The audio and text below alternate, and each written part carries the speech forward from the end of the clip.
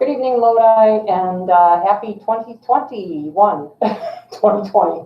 I've been waiting to get rid of this year, and now I said 2020. Happy New Year, and thrilled to be in 2021 and hopefully putting a lot of what happened last year behind us, although this year's gotten off to a rather dubious start as well. I hope everyone's holidays were great, that everyone was safe. We are still in a pandemic. Our vaccinations are rolling out. We all need to be patient. I just keep saying to myself and family and friends, we've gotten this far. It's not going to be that much longer before we are all able to get vaccinated. So if we can just not let our guard down, I think by spring, certainly, we're going to be in a much better position. So let's hang in there. Let's keep wearing our masks and be very, very diligent about where we are. So it's been a hard week, I will say, as an elected official, to watch what was happening last Wednesday in Washington, D.C. To try to corral my thoughts into anything real coherent is difficult, but I did want to take a moment to talk just about my own experience and what my kind of personal philosophy is about being an elected official and about being a leader, and kind of how we got to where we're at. And I wonder that often, and it keeps me awake, and it's deeply troubling for our democracy to be in the condition that it's in right now. And I think everyone has a very heavy heart about what's been happening. But I think about what has drawn me to leadership, and I was a leadership educator. My guest tonight is Vince Breunig, and we're going to be talking about what it means to be an educator today. And I taught leadership education, and a lot of that was about defining your core values and your moral compass, and really knowing that foundation of your own ethics and what's going to guide your decision making. And it's been and my undergraduate degree was in life sciences communications, or back then it was called agricultural journalism. So it was a journalism degree, and it troubles me that obvious lies, get the same airtime and consideration that the truth gets, and that they've occupied the same space. And this last week we bore witness to something I would never see in this country, anything like that in my lifetime. And there's a saying that is attributed to Joseph Goebbels, who was Hitler's minister of propaganda: if you repeat a lie often enough, it becomes accepted as the truth. Our microphone was not on for the beginning. Oh, are we on now? We are now. Okay. So, hello again. I'm not going to back up too much. Just to say, wear your masks, and you can't read lips, I guess, because we have the masks on, but I'm just trying to share some of my thoughts as an educator, as an elected official, as a leader. And I was just mentioning Joseph Goebbels' quote: if you repeat a lie often enough, it becomes accepted as truth. And I recently got in a discussion with a family member about where I get my information. And when I brought up the news sources, this person said, well, how do you trust them? And my response is, these are people who went to journalism school. These are people who have a code of ethics. These are people who work tirelessly and put themselves in danger to tell the truth. I feel that way about our election officials as well.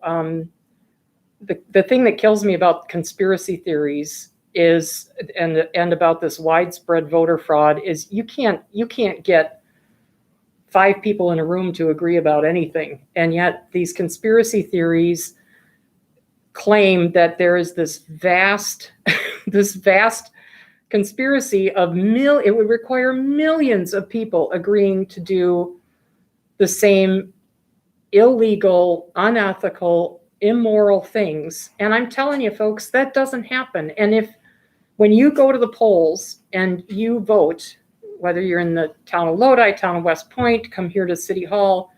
The people who work those polls are our friends and family and neighbors. And I was an election inspector. I went through the training.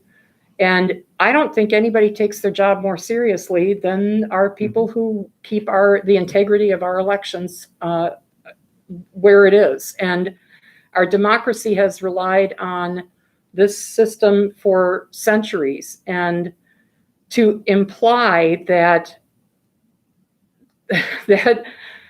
everybody from all these little towns and municipalities up to giant cities, that everybody is in some conspiracy about election fraud is the biggest bunch of hokum I've ever heard in my life. I think we all need to just stop to critically think about whatever news we are consuming or information we are consuming. Where did it come from? Who said it? What's their source?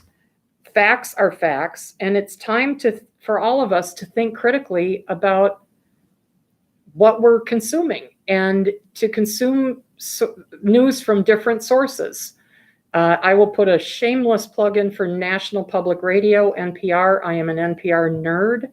I spend at least an hour a day listening to NPR newscasts and stories. There's a fantastic app you can download called NPR One. What I like about NPR, what I like about PBS is you don't get a 30-second story. You get a 4 or 5 minute story that is going to go in depth into the issue and the different vantage points and ways to look at this and different experts. And you're going to learn, pardon me, a hell of a lot more in an hour with NPR than you will in days of watching some of the 24/7 news channels. You just don't get that kind of information. Being a citizen in a democracy requires that we question and we look and we search for truth and we hold our elected leaders to account. I have had a personal value statement my entire life. My family, especially my husband, will tell you that I couldn't lie to save my skin. It's just not in my DNA. And I don't have a whole lot of patience for elected officials who put their own power and influence and position above what is in the best interest of our country and our democracy. And I think people who are called to public service, the vast majority of us just want to do a good job and we want to be good leaders. There are people who are drawn to public service for a whole lot of other reasons. And watching people who are willing to turn a blind eye to the obvious, unethical, immoral things that have been happening and to just climb on the bandwagon is incredibly disheartening. I've taken an oath several times as an alderperson and as a mayor. I'm asked to swear that I will uphold our Constitution and defend it. And what I saw happen last week was anything but doing that. This is a time where we need to all take a step back and think about our role in this and our elected representatives' roles in this. And I know I preach a lot about reaching out to the folks who represent you, who you elected, and it can be intimidating, and picking up the phone isn't easy. To call a senator's office or a representative's office, but people need to hear from you. I need to hear from you as your mayor. I want to hear how things are going. And people in this community are wonderful, and I'm not inundated with complaints or concerns. And we occasionally, even just today, got a lovely email from a citizen about an issue that was taken care of beautifully. I want to hear from you guys. If anything, the view from 202 is sometimes or often a pretty isolated view. I am here trying to do my best, but I don't often hear your feedback or your thoughts. I think I want to hear from you, and I think you should feel I work for you. Our representatives work for us. We are all taxpayers. I'm a taxpayer in the city of Lodi. I've heard that I have a reputation as a tax and spend liberal.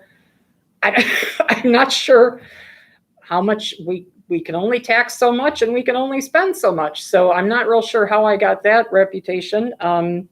But if you have concerns about anything, I want you to seek me out. My job is to get you the information you need within my power to do so. And my job is to tell you the truth. And I will tell you the truth right now that a widespread election fraud is a load of crap. And I think of the people who work our polls. It's just so ridiculous, folks. And I think we all need to take a step back and realize that we all want the same thing. We want to be happy. We want to be healthy. We want to be able to feed our families. We want to be able to work a job with some dignity and some respect. And those are things that should not be out of line. We all want the same thing. And we want to live in a country that values freedom, that values truth, and that can be the shining beacon of democratic values that we have been for a very long time around the world. But I don't think any of us have any clue the damage that was done. For our allies to see what happened last week at our Capitol shakes their confidence in looking to the United States as a moral leader and as a leader of what a democracy can and should be.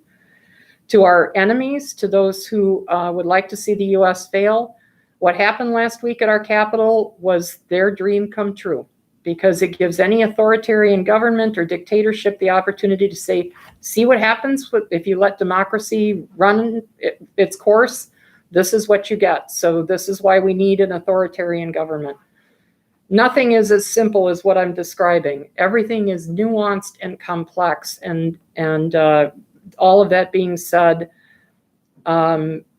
history is going to judge what happened, I hope, as harshly as I think it will. And we all need to figure out how we move forward and how we ensure the health and well-being of this democracy. And it rests on every damn one of us to participate and to be involved and to be holding all of our elected officials, myself included, accountable for what's happening. I saw a Republican House rep from Illinois this morning, and I'm going to forget his Andy something. And I was so impressed. And one of the things he said was, if there has ever been a moment that transcends party and politics, this is it. Our two-party system has gotten us where we're at, and there are fundamental changes that have to happen in our democracy. And it's going to require electing people with the courage to say, I'm only going to sit in this chair for a term or 2 terms.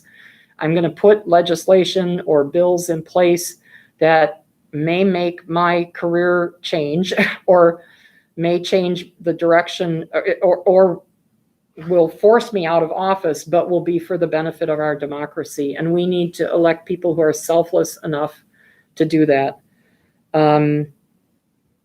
And speaking of elections, I'm going to do a shameless plug. We have 3 open alder positions. We only had 2 people file papers to run. So I ask you also, if you want to think about how to get involved in democracy, start in your own backyard. We're going to be looking for people who are willing to run as write-in candidates. And Vince has a couple openings at the school board level. Yeah, we have 3 openings at the school board. We have 2 candidates who have registered to run. We have now 1 person who has become a registered write-in. So if you are still interested, you can become a registered write-in by contacting the district office. If you are interested, obviously, as Ann has been talking about, we want people who can represent our community and help us become the best school district that we can. And so we need people. And obviously having elections where there's choice matters. Absolutely. So when you have 2 people running for 3 positions, as we both do, or then now a write-in candidate, so 3 people for 3 positions, there's not a lot of choice there. Yeah. And again, they're great people who are running for us, and Ditto. I'm sure for you as well. But again, we always want to have choice, and Mhm. so if you're interested, please stop down to the district office and become a registered write-in candidate. And Vince and I both know from working with our elected boards, the more diverse opinions, life experiences that we have around the table as we make these decisions, the better decisions we're going to make. So if you look at one of our boards and say, I don't see anybody that looks like me, we need you. We need you even more. So please reach out to Vince or myself. You can register as a writing candidate. It's super easy. You don't need to get signatures if that was the intimidating piece of it. Or you can just ask people to write you in and you don't have to register. But if you, every one of you, I don't want to say if you think you have something to contribute, I want to tell you every one of you has something to contribute. And we want to hear your thoughts. And take that courageous step and dive in. And there are lots of us here who will do everything we possibly can to ensure that you're successful and ensure that you don't get overwhelmed and ensure that you get the training you need. They're very challenging positions. There's no question about it. A lot of time, a lot of effort, but they're very rewarding as well. Absolutely. Right? You're serving your community, your fellow man and women, and they're very important positions in our community. And so sometimes when we look at change, as you've been talking about, you look at being involved, you start looking at the state level or the federal level. Most of the decisions that impact you are here at the local level, right? And so you can have a lot of conversations with your neighbors and other community members and bring that information and your life experience to the boards. And that's what we need. Yep, that's exactly what we need.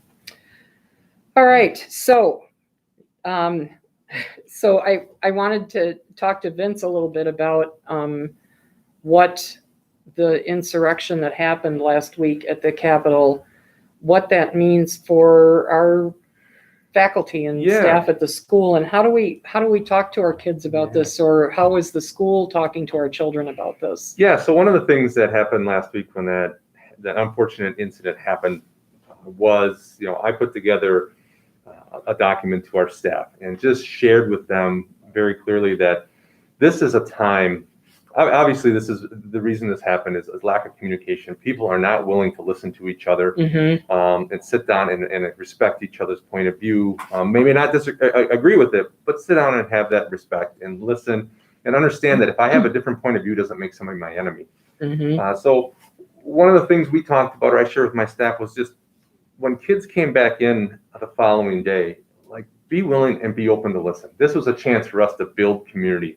I wanted staff to feel comfortable having conversations, listening to students, but I also didn't want it to drive our students' day, right? Because showing pictures of this insurrection for 4th and 5th and 7th grade students over and over is also traumatic, right? So we should have some conversation, make sure we acknowledge that, but then we kind of guide our way back to the curriculum as well. But if there are students who struggle going back to the curriculum, or staff who struggle, right? Have some conversations and need, I also want to make them aware that we have other staff, like we have student services staff, we have administrator, that we can step in, we can have conversations with kids, with staff, and support. So that was our main goal, is to make sure. One of the things we've really focused on throughout this whole school year with everything going on, the pandemic and everything, is building community within our classroom.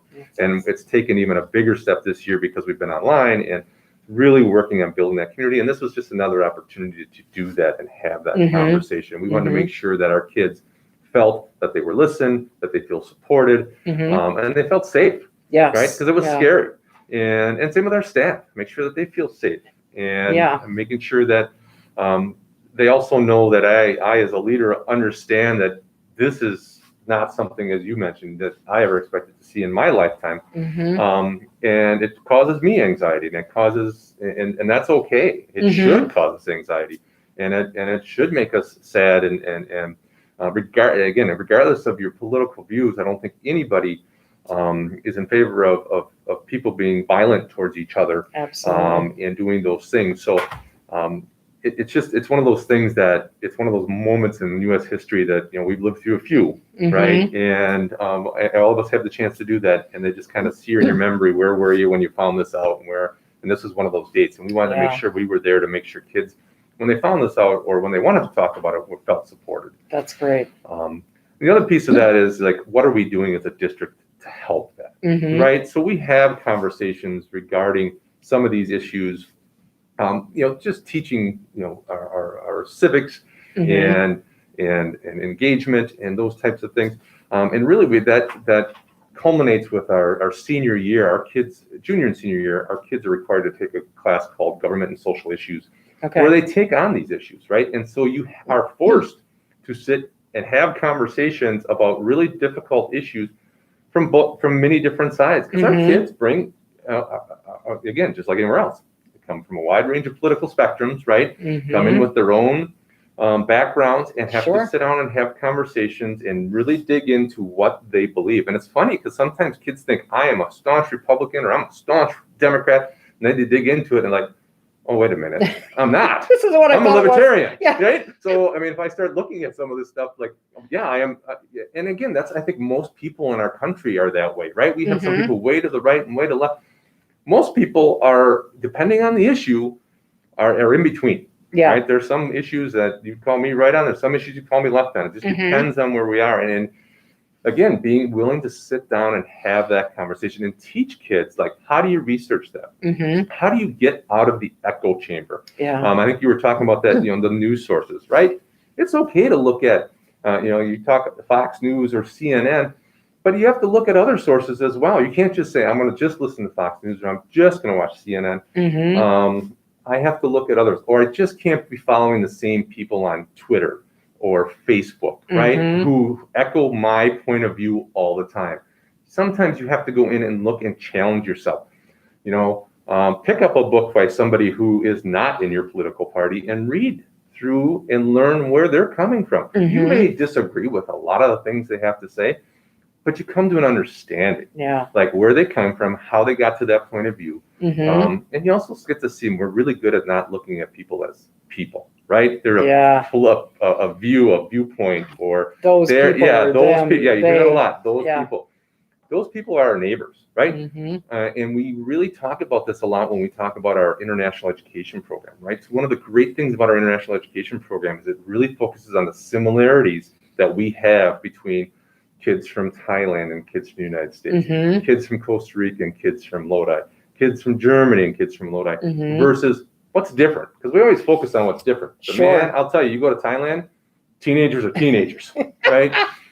There's a lot of things that are very similar. There's some things that are different, but kids are kids, and same with a lot of our these conversations with politics. And again, that's not something I usually get to dive into a whole lot of politics, but a lot of times, even if you look at like a healthcare question, like if you ask people how much are they going to spend on healthcare, how would they spend it? How would they allocate that money? A lot of times people on the right and the left, in between, all would kind of allocate it the same way, right? They just come at it from a different point of view. So just listening, and that's what we really try to work on at the high school and middle school and all the way through, is teaching kids how to problem solve, how to listen, how to evaluate different sources, how to make sure you're not just following what's on the internet is true, or what you saw on Twitter is my news source, or the Daily Show is my news source, or whatever it might be. It's you have to search, and as you said, it's part of a democracy. That's our job, is to continue to educate ourselves, and search out the truth, and know that there's no one truth out there, right? There's not everybody's right. There's not just one person who's right? Absolutely. There's shades in there, and there's certain pieces of policies that the president will make that I like pieces of part of that, and there's pieces of it I don't like, and that's with every president that I've ever lived through. Absolutely. And any other representative I've had as well. So, and as you said, sitting down and having conversation with them. I know Representative Plummer is more than happy to sit down and have conversations with people. So it's important to let them know. And again, just like our school board, it's important. People obviously throughout this whole pandemic have let my school board know very clearly on both sides of this issue how they feel. And my board appreciates it. And we don't always agree. And one of the great things about Lodi, and I've said this many times at board meetings, and again, it's something that we need to build on in our state and our country. People don't take their ball and go home in Lodi, right? people may not be happy with the decision the school has made, but they don't shut it off, right? They Yeah. still are working with us to help Engaged educate their kids and are still there and supporting teachers and doing that. They may still email me and say, I really wish you'd do this differently. And we can have that conversation. And again, even after some people who maybe angrily email me, when we get back and forth, pretty soon it's a pretty friendly discussion, That's right? right.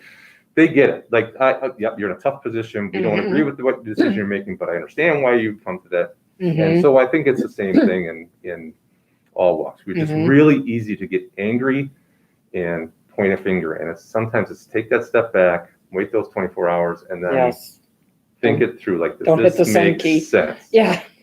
Right. So What I like about a number of things of what you said, and it's fabulous to hear civics and teaching analysis and critical thinking. I think one of the big changes in the last 30 years since I was an undergrad and all that stuff is the awareness that we have now that things are not black and white, that the complexities and the nuances of issues are what we need to be able to tease out. If we think things are black and white, whatever solution we come up with is bound to fail because there are so many variables and so much complexity. And if there's anything we can teach people, try to teach people, it's empathy. It is a very humbling experience to walk through this world knowing how little we know. And I heard an interview with Norman Lear, the creator of All in the Family, producer on CBS Sunday Morning this last Sunday. And I can't remember the exact quote, but it's something like, he's walked through life knowing that every person he encounters is superior to him in some way, shape, or form, and that he has something to learn from everybody. Absolutely. And if we could just approach that, I may not agree with where you're coming from, but I want to know why you're coming from that direction. And I have a great story. Like, so I had a grandparent call me last week, and I get one of those calls like, this person called, and it doesn't sound like they're very happy with the school. Sure. And it was a great conversation. The person called, I have a question of why are our elementary students coming half days? I put it all on paper.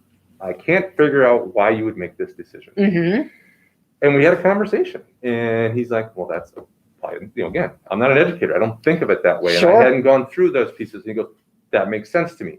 I don't know if I agree with it, but that totally makes sense why you would walk. It was a great conversation, awesome. right? So it was, and I always thank people when they email me, whether they're happy or, and again, most time when people email you, you're not happy. Yeah, me too. I'm still happy that they email me because I would much rather have them let me know what they're not happy about. Yes. And let me talk about why decisions were made versus just being out and complaining and being upset. Yeah. You can still be upset. I mean, I might talk to you and you still might be upset with the decision I made, and that's okay. Yeah. But I at least want to have the opportunity to talk about the decision, how it was come by, that we spent time on it, that it wasn't just a knee-jerk reaction. And so it's okay. And again, I think most of your local, my board I know is this way, and I'm sure the board here is this way. And they relish that feedback, right? Yeah. None of us like to get an email that criticizes us, but they want to know what, I don't know what I don't know. So people aren't telling me or giving me the opportunity. Yeah. Right. So. And we live so small towns are notorious for gossip. Oh, right. And I can't, at least once a week, I say to somebody, I am so glad you called because I would much rather you pick up the phone and ask for what the facts are than perpetuate some things that you've heard in the community. So yeah, we do. It might not always be the top of our list to, here's an email and I really didn't want to go down, but at the end of the day, I'm with you, Vince. The conversations are 99% of the time really fruitful, and we end up knowing each other better and better able to walk forward together. And that's a really, really important thing. Yeah, because I can, again, when somebody emails me, I totally understand and I can empathize. I don't live in their shoes though, right? So how this pandemic has affected me as a school leader would be totally different if it was 15 years ago and my twins, who are now 20, were 5, right? Yeah. So I'd be dealing with that different. I've had some health issues in my life.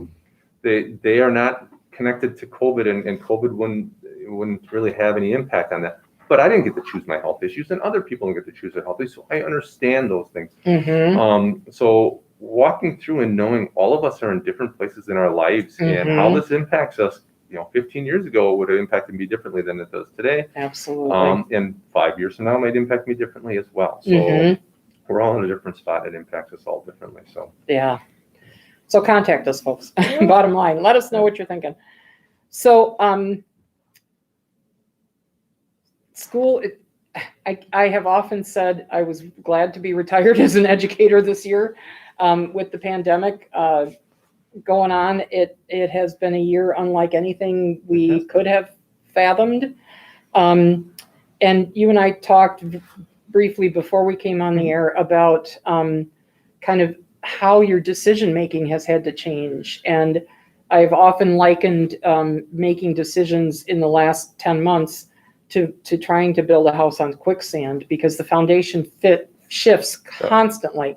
Right. So what can you just talk a little bit about when the lockdown first happened and kind of how you've been making decisions along and where we're at now? Because I think everybody knows our kids have the opportunity to go back to in-person instruction on the 19th. And we're excited about that. And anyway, so.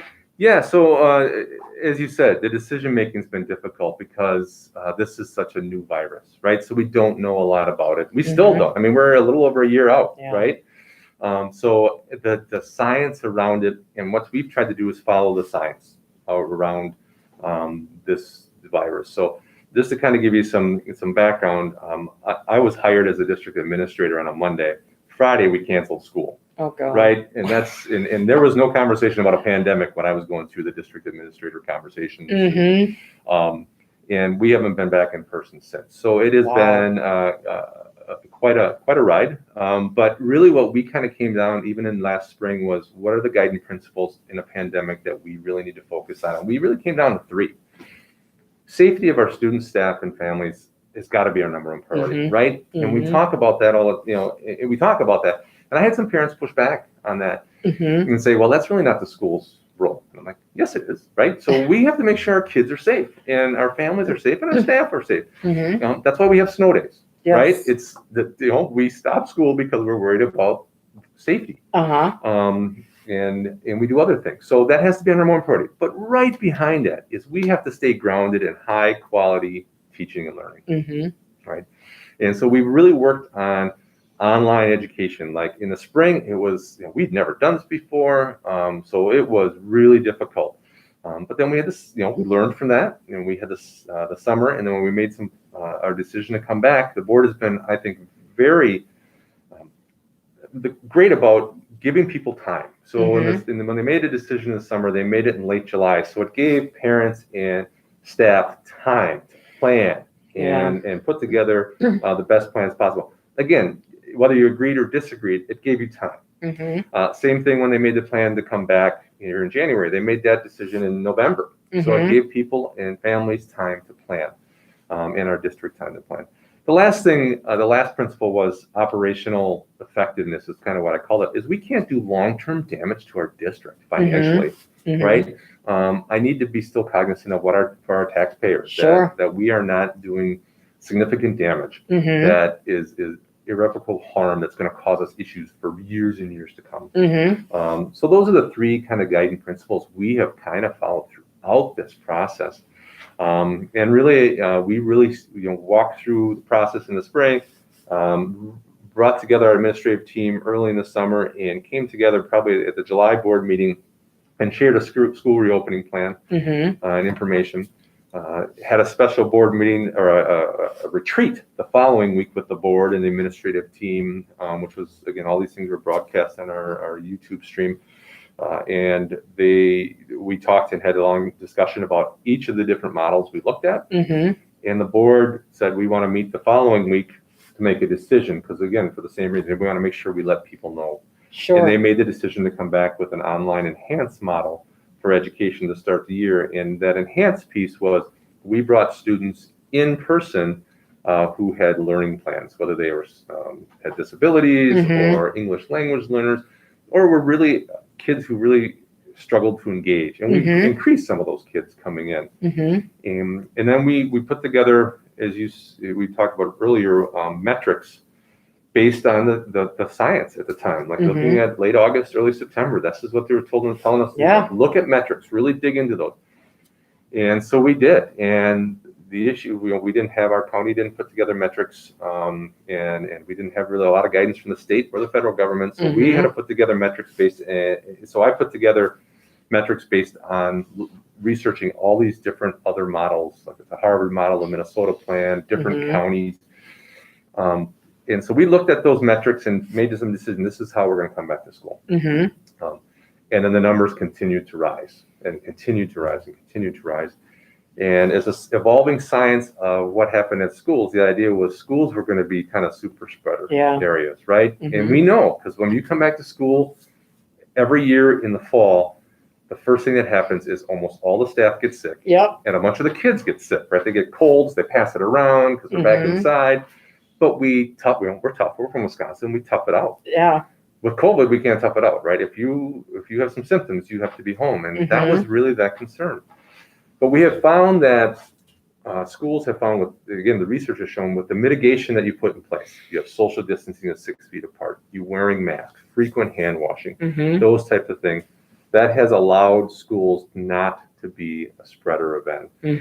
So they've seen, not that there hasn't been spread at schools, and but they hasn't been as bad as people thought. And even when I was in meetings in the fall with area superintendents, even superintendents have kids in school, most of them said, if we were in school in October, I'll be shocked. And so, which was really, for me, was very difficult. Like, why would you come back for 2 weeks and then know you're not going to be and they've been very fortunate that most of them have been able to stay open. But then as the research kind of has continued to grow, it's kind of said, you know what, we need to move away from those metrics. And so that's what the board has done. We've moved away from the metrics and tried to make decisions based on what's going on in our community, in our schools, and based on that research. And so the board in November made the decision to come back with some in-person education options, with a blended option for our 4K through 12. We talked about starting in December. We ended up starting January 19th, which is this coming Tuesday after Martin Luther King Day. So it was a decision that was difficult for them, but it's also one that, again, kind of, like I said, they were kind of visionary, because, here about a month later, Dane County, who's probably been the most conservative of all the counties, followed suit, right? And said, yep, you need to move away from the metrics. You need to, we're going to do some different things and allow schools to open back up. So, so some of my colleagues in Dane County, it's been a little more of a scramble because they've had less time to try to bring some kids back. So that's where we are right now. We are both excited and anxious about what Tuesday is going to bring. We have kids, our kindergarten through 5th grade kids are coming 4 days a week and a half day.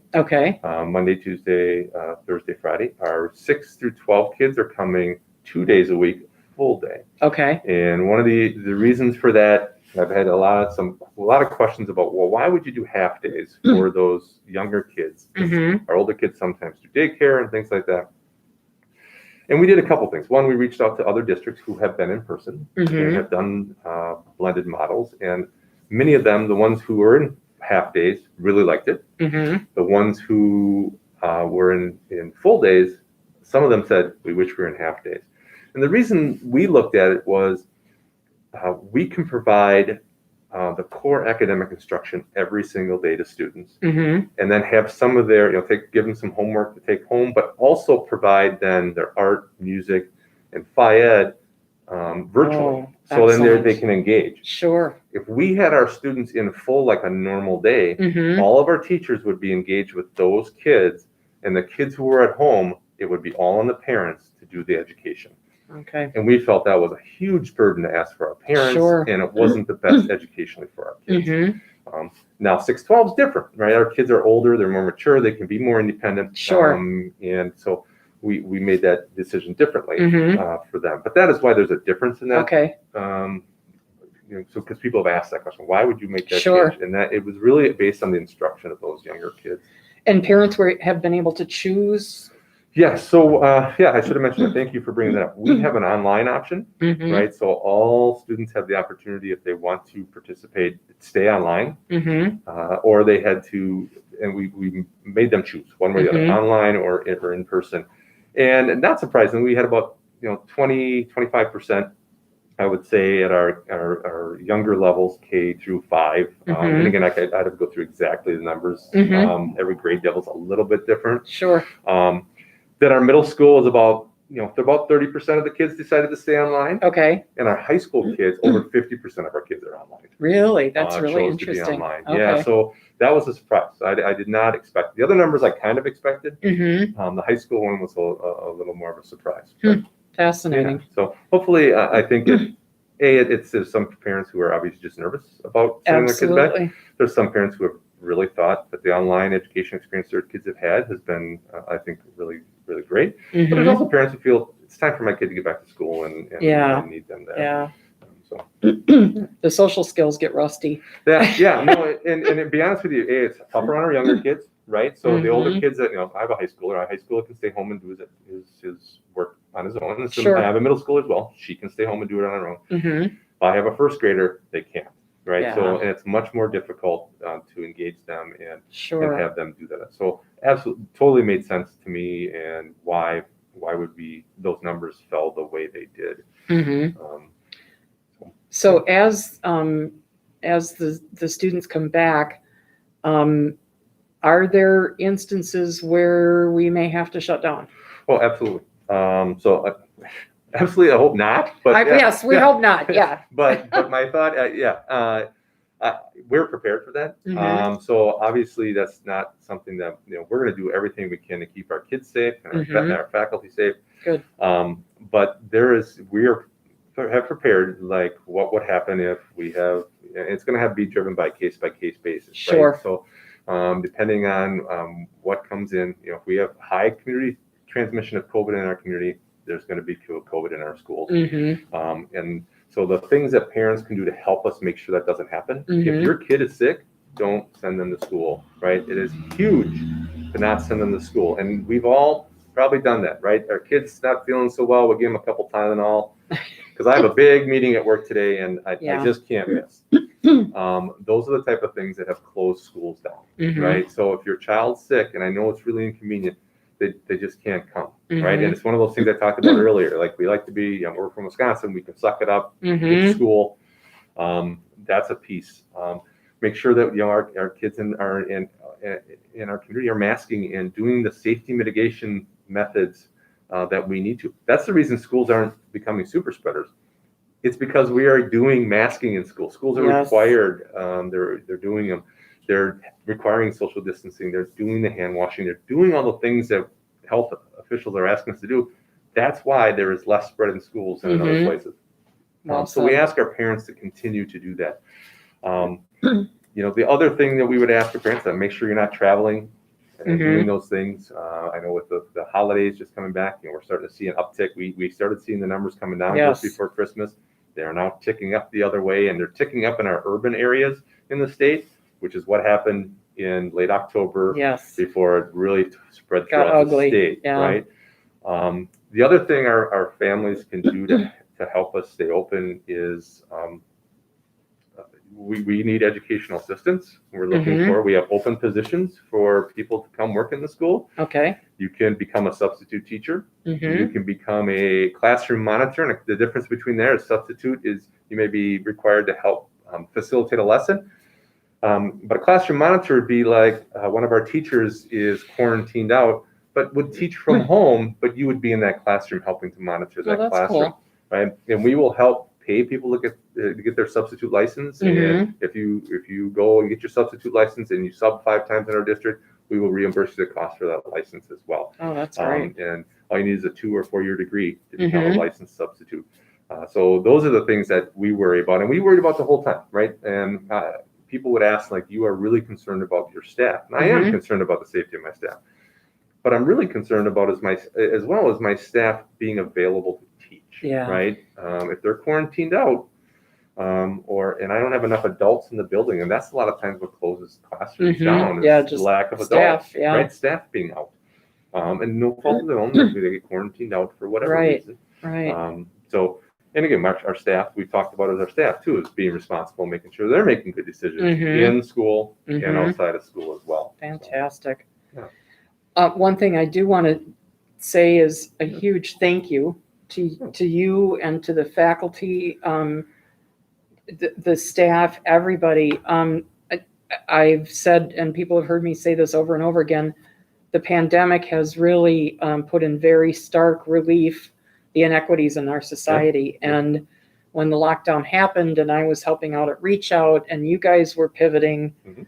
trying to make sure our children and our families that are perhaps living on the edge to begin with, our families who don't have access to broadband, can't afford internet access, whatever the case may be, free and reduced lunches and blessings in a backpack. And those have all taken on increased importance during this pandemic. And I want to commend all of you because you've done such an amazing job of making sure kids have internet access and that people who need food are getting food. And it's. I would agree with you 100%. Our staff, and again, our staff has been amazing.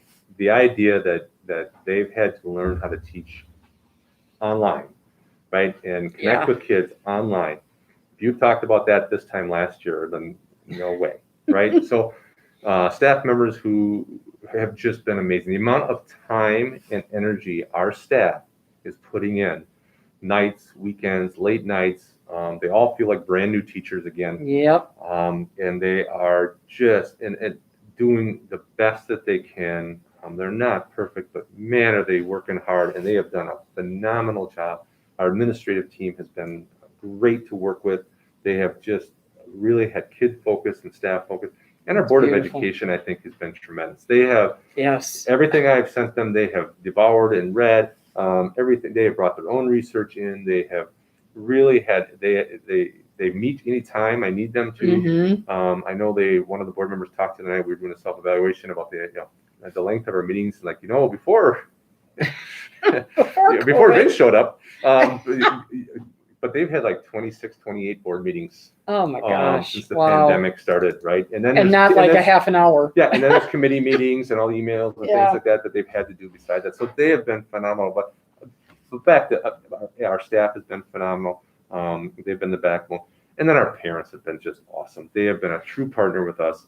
It has been a heavy burden for them. Mm-hmm. And they have been phenomenal, and it always happened. They support our district so well. Oh, that's wonderful. And we never take that for granted. Mm-hmm. So our parents are working hard with our staff. And again, even if they weren't happy, even if they're really upset about us being online, mm-hmm.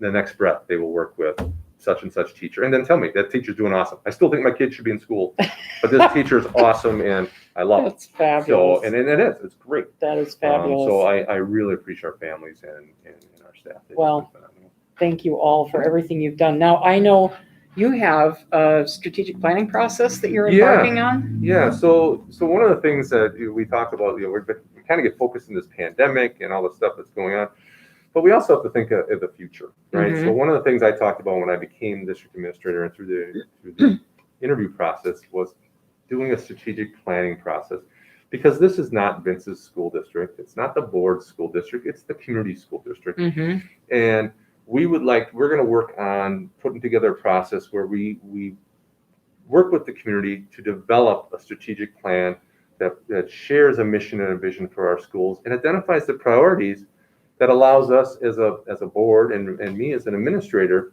to move this district forward. And we need to have the community as a part of that. Mm-hmm. We're just starting that process here, but we hope to wrap it up by the middle of summer. Okay. So we can use it. And the reason it's kind of a faster timeline than typically we do, but for two reasons. One, again, I'm a new administrator, right? Mm-hmm. So I would like that those priorities help me to push that forward. Absolutely. Secondly, we're coming out of a pandemic, right? So what have we learned from what we just coming through, and how is that going to drive what a district looks like in the next 5 or 10 years? And it also brings, those kind of processes brings the community back together, right? Absolutely. And even though we have some things going on right now, and whether you agree or disagree, right, it's pushed us apart as a community a little bit, because should you wear a mask or shouldn't you wear a mask? Should we be in person? Should not be in person? Should we have everybody in person or just half people in person? Should we have athletics? Should we not?